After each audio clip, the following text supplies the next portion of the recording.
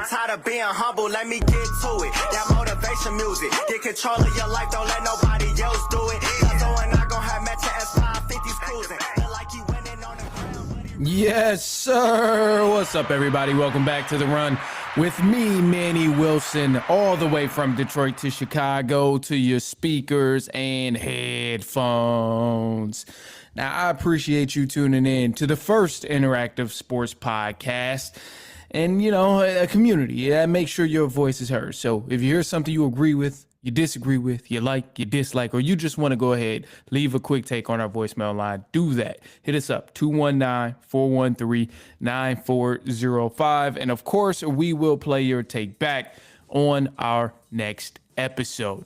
And then shout out to SeatGeek for sponsoring this episode. Get $20 off of your first ticket purchase when you use the promo code The Run Podcast. Now, this code can only be applied for first-time users on the mobile app or website. So I don't know about you, but you better go to one of these games, use that promo code, create that account, save yourself $20. Now, in the meantime, we got a lot of good football coming up. So with the football world happening right now, this is the conference games. I gave you the recap on those divisional round games. Pretty good. So at this point, we know we have the New England Patriots playing the Denver Broncos in Denver. And we also have the LA Rams playing the Seattle Seahawks in Seattle. So to kind of break down some of these matchups, I really want to start with this whole Patriots-Broncos game because I kind of got to get something off my chest in this game, just a little bit. I'm a little disturbed. Now, obviously, both of these teams are scorching hot right now. Broncos are scorching hot, won 14 out of their last 15 games. Patriots won 15 out of their last 16 games. These teams are scorching hot. That's without a single doubt. But in this matchup between the Patriots and the Broncos, I'm going with the Denver Broncos to win this game. And yes, I know that they don't have Bo Nix playing and they got Jarrett Stidham. He's going to be the starting quarterback for the Denver Broncos. And I understand that. But this wouldn't be the first time that a backup quarterback has won a big game in the playoffs for a team. This wouldn't be the first time that a team has won a game based on purely defense. So I have a lot of faith in that. And it's not just because of the quarterback situation. I just genuinely don't think the New England Patriots are that good of a football team. When I'm watching them play every single week in the NFL, they haven't been playing that good of football. I'm looking at them and I think Stidham can honestly take down this New England Patriots team. Yes, I know the Patriots defense is good. And I'm not saying the Patriots are trash at football or anything like that. But what I'm seeing here is a very subpar Patriots team that's getting a lot of praise for the defense bailing them out of situations. And particularly, Drake May is the one that's getting bailed out in a lot of these situations because I haven't been impressed by Drake May a lot of times. And honestly, I ain't been impressed by Drake May this entire postseason because, in fact, he's being saved by this awesome Patriots defense week after week. And a large majority of the season, honestly, a lot of those wins during the season was because of that Patriots defense. So in the past two games, just looking at the playoffs of what Drake May has done, in the past two games, he's been sacked 10 times. 10 times in the past two games. Only ferocious defense he went against was the Texans, and they tore him apart. But against that game against the Chargers in a wild card round, the Chargers demolished Drake May. They sacked him 5 times, and he also threw an interception. Then he turned around to go play the Texans, and they just buried him. They sacked him 5 times, forced 4 fumbles. He lost 2 of them, and he also threw an interception. He was awful in that game against the Texans, and he's been awful all playoffs, honestly. And the only thing that's been bailing him out and why he's been winning these games is because he hasn't played a solid offense yet. Because I tell you what, in that game against the Texans, when I was watching that, I didn't know who was worse between CJ Stroud and Drake May. Every time I thought, oh man, Drake May is playing awful, he gonna mess around and lose this game, I see CJ Stroud step in and say, no, I want to lose this game. I'm gonna throw another interception. So it was the battle of ass, honestly. Let's just call it for what it is. It was the battle of ass offensively, and particularly comparing this back to the Denver Broncos. Yes, I know the Broncos don't have Bo Nix right now, so they're not going to be 100%, but I believe Stidham can get it done. I really think Stidham can like make something happen in terms of being able to keep somewhat of a decent offense out there for the Denver Broncos, because he hasn't played since 2023 in terms of starting the game or even just substituting in and getting some reps. So it's been a long time since he's actually had some in-game reps, but when he was there, his last 2 games, which was in 2023, he did throw for over 220 yards and 1 passing TD in each of those games, and that might just be enough for this Denver Broncos team to actually get over the hump and beat the Patriots, because I just can't wait to see the Patriots play a legitimate team, man. I can't wait. And I truthfully feel like so here's the thing. It's genuinely no surprise. To me, I kind of look at this in the aspect of it's no surprise that the Patriots have been in the worst games of all playoff rounds. In the first round against the Chargers, they had the worst game. It was an absolute dud. The game was terrible.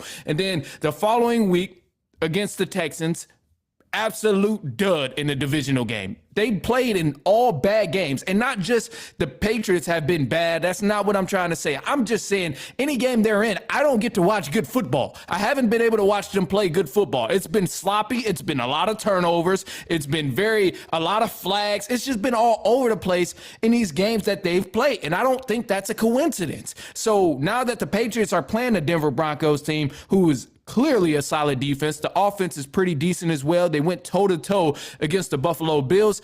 I think the Broncos is definitely going to win this game. And like I look at furthermore, another aspect, I can't see the Patriots being able to score efficiently when they need to. As soon as the Patriots are in a situation where they're going to have to score in order to win a ball game, I doubt that will happen. I doubt they will win that ball game. And the Texans already made the Patriots struggle, and you're playing the next best thing outside of the Patriots defense, which is the Denver Broncos. I'm sure the Denver Broncos are going to make them struggle, because the Patriots had 28 points last week. Don't let that point total fool you just yet. But the offense had 1 red zone trip. The defense is what kept the Patriots in competition all night long. The defense is what kept them in great field position all night long. But yet the offense still continued to struggle. They were 3 for 15 on third down conversions, 4 fumbles, 1 interception. Like, has CJ Stroud not turned the ball over 4 times himself, they should have and probably could have won that football game. Not saying that, Patriots are bad or whatever, but I'm just not impressed by the Patriots is all I'm saying here. So it's insane, because Drake May and CJ Stroud arguably had an equally terrible game, but yet Drake May's bad game was covered up because of how good the defense is with the Patriots and how bad CJ Stroud was playing. So, I'm just not really convinced here. I'm not convinced that the Patriots are going to really be able to do this. And I think they had a great run, especially for a first round or a new coach and all of these things that done happen. Great run for the New England Patriots. But let's be honest, man, they've kind of had the easy way out. One all season, easiest schedule in the NFL. Then you get to the postseason, you play a bunch of teams that have a bad offense and can't get anything going. Not to discredit the Patriots defense, they are good, but they're not that damn good to force 4 turnovers from CJ Stroud. Not that damn good. Nah, we're not doing that. Not doing that. So I'm not convinced, man. I'm not convinced. I look at it too. So let's move to the other conference, because there are a couple of other teams there, and I don't want to spend too much time on one, but it's funny to me that I see the AFC and the NFC here. The divisions are just completely different. The competition in the AFC is like junior varsity. Actually, that's disrespectful to those junior varsity teams. The competition in the AFC is like the freshman football team, and the competition in the NFC is like the varsity team. Like it's a huge difference in level of competition right now, because with the Rams had to go through playing the Bears, extremely crazy game, just battling down to the wire. And then obviously I know the Seahawks just smacked up the 49ers, but the Seahawks have been dogs all year, and they haven't had that super easy schedule like a lot of teams in the AFC who are in this final round, had. So I just look at it like, man, the competition is way, way off right now.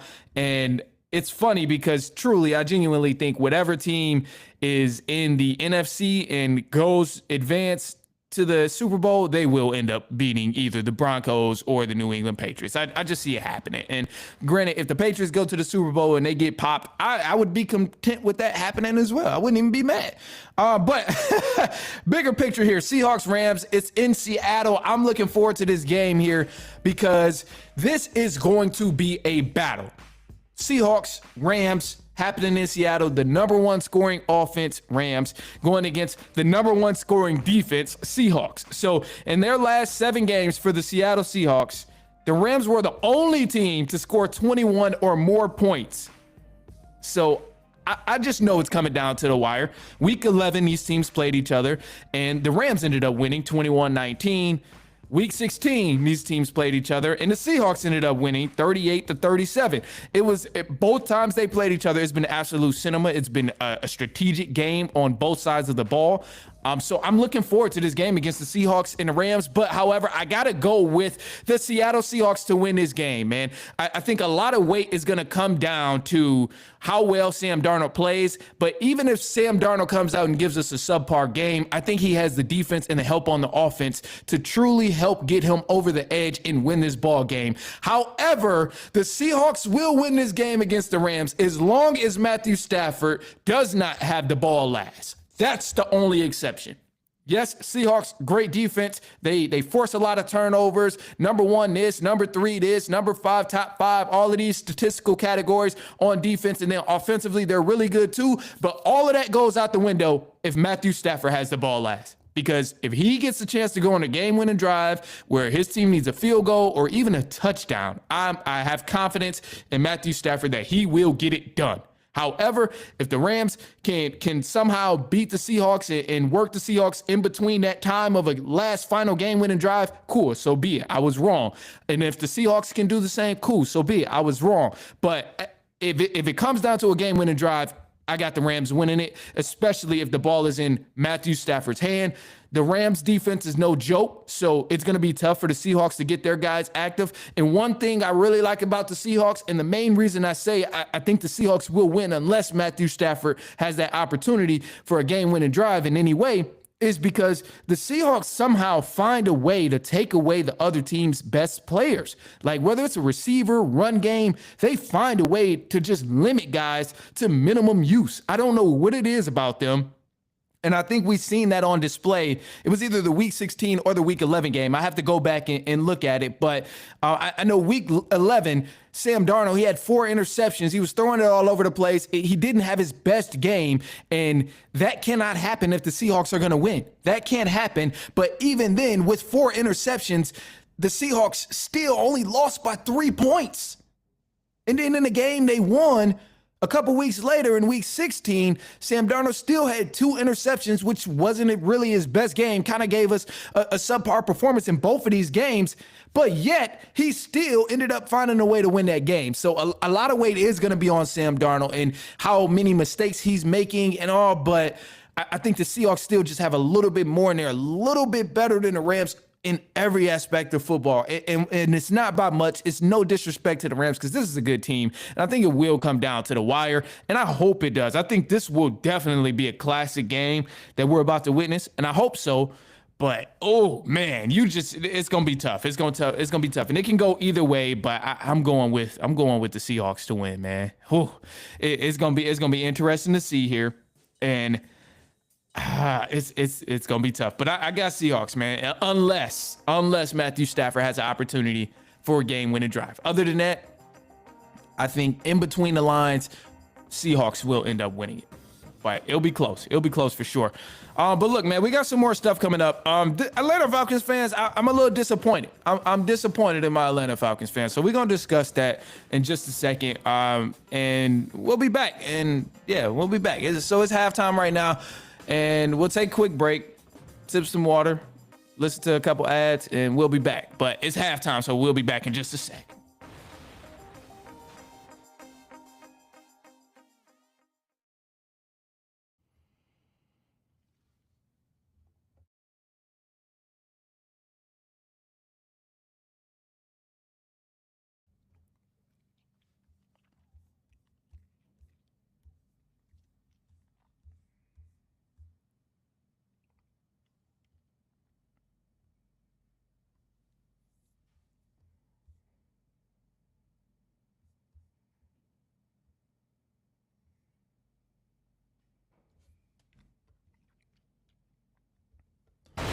All right, man, we got some news for the run, and let's jump into it. Hit us up on the voicemail line, 219-413-9405.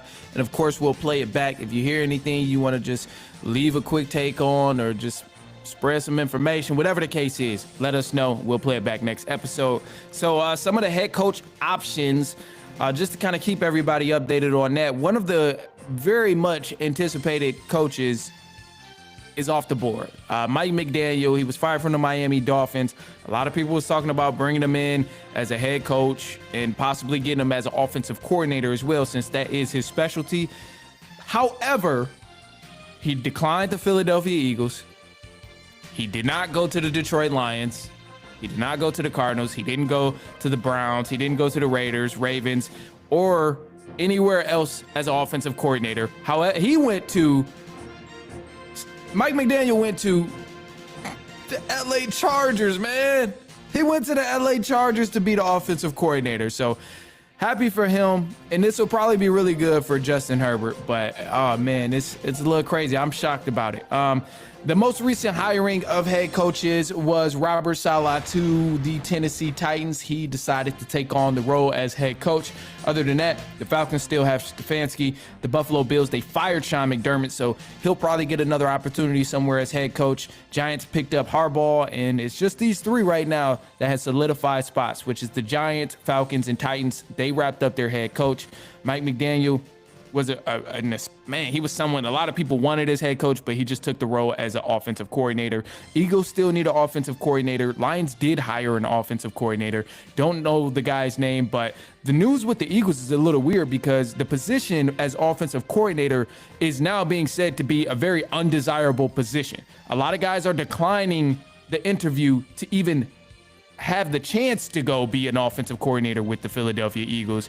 And the rumors and the reports are saying that it's just a very undesired position because of the fans, because of the critique that they get, no matter how well, how good, how bad they're doing, and also a little dysfunction. So these are multiple reports about the Eagles offensive coordinator. So I don't know who the hell is going to take that role. But honestly, it is a very tough situation because Eagles fans go hard.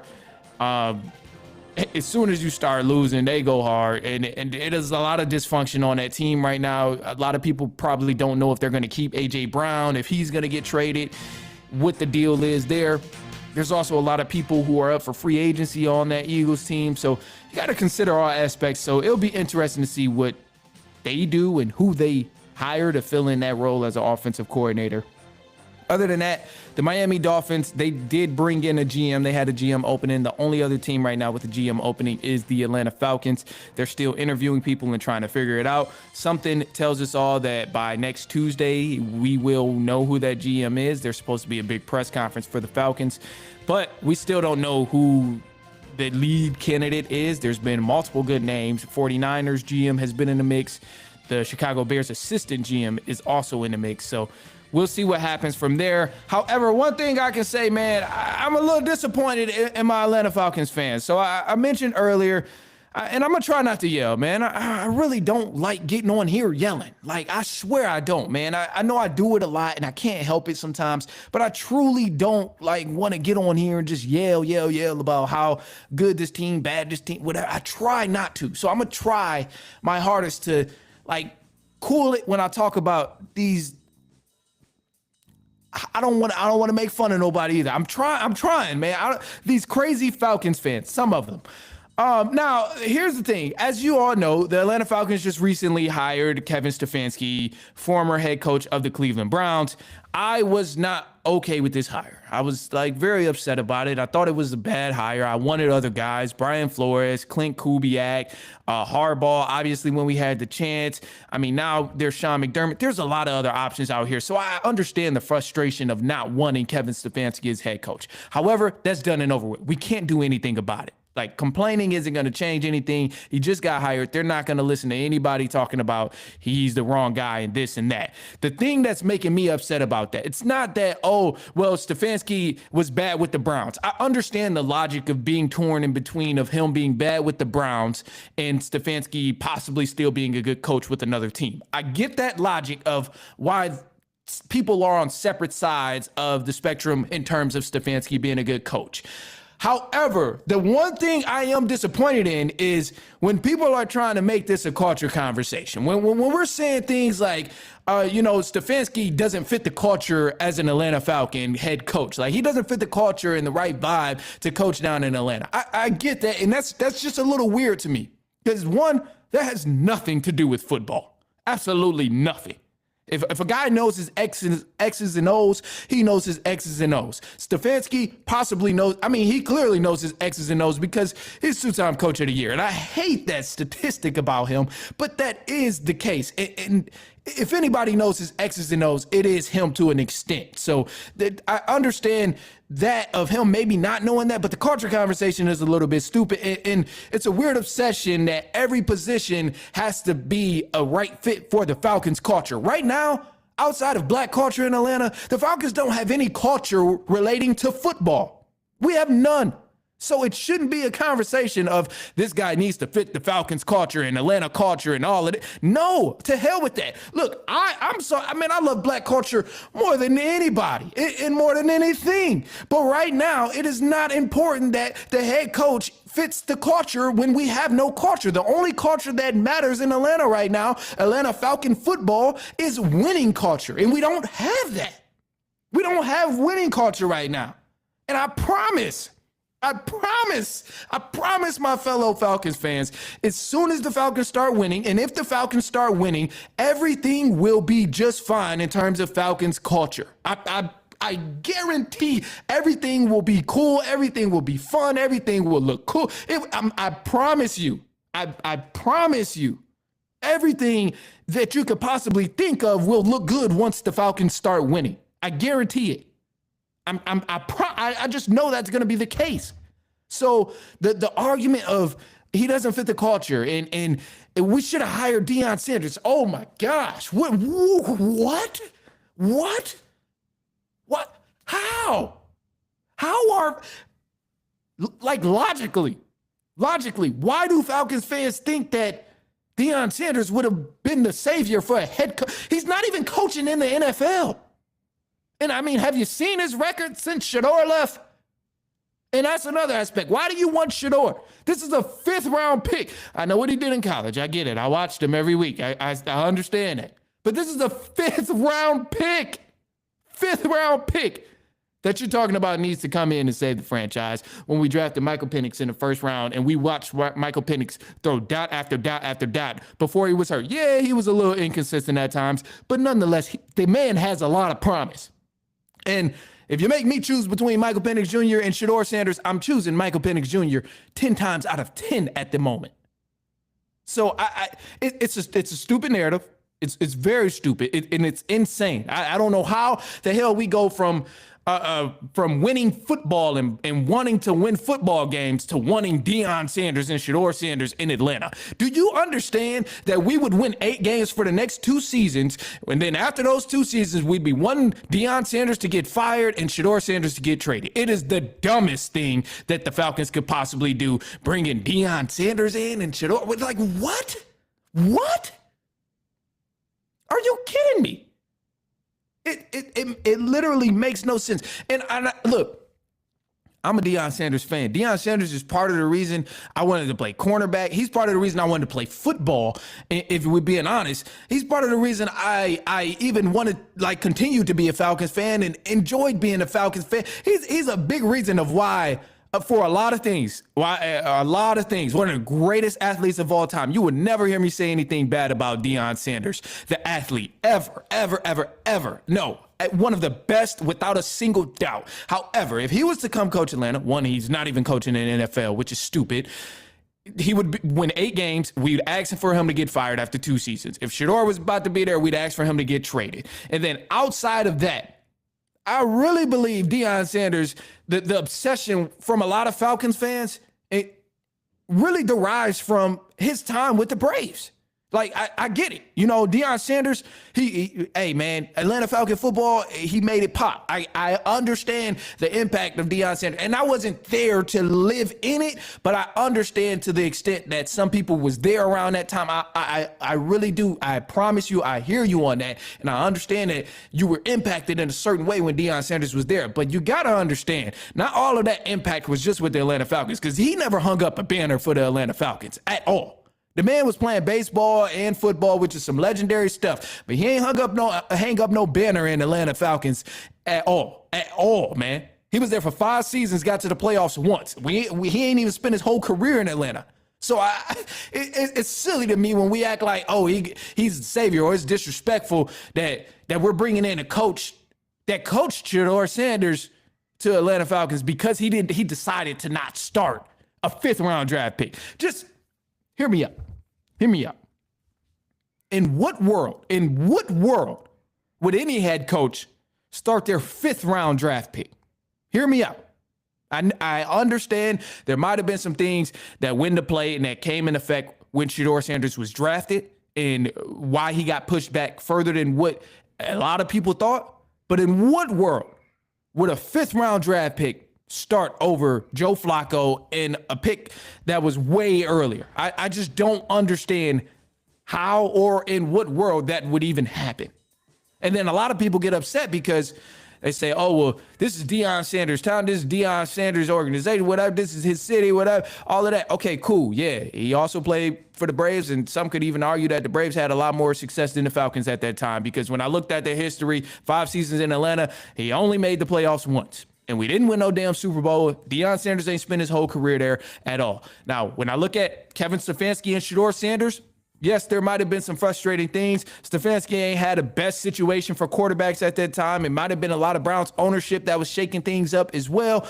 But when I see it in press conferences, Shedeur Sanders ain't had no problem with Kevin Stefanski. And I'll pull up the audio. That way I can play it for you all. Shedeur Sanders didn't have a problem with Kevin Stefanski as head coach. There was no issues from what he said. And in fact, I quote, he said he made him better in a lot of ways. So I just don't get it, man. It's silly to me. This whole narrative of, oh, the Falcons got to bring in this dude. I get if you don't like Stefanski, but not liking Stefanski for the fact that he didn't start Shedeur Sanders, who's a 5th round draft pick, is just freaking idiotic. It's freaking idiotic.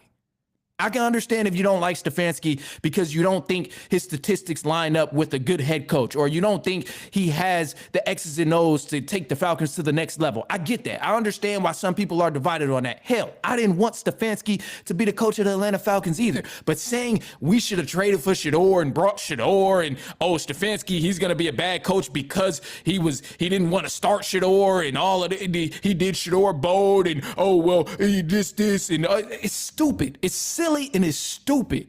It's stupid.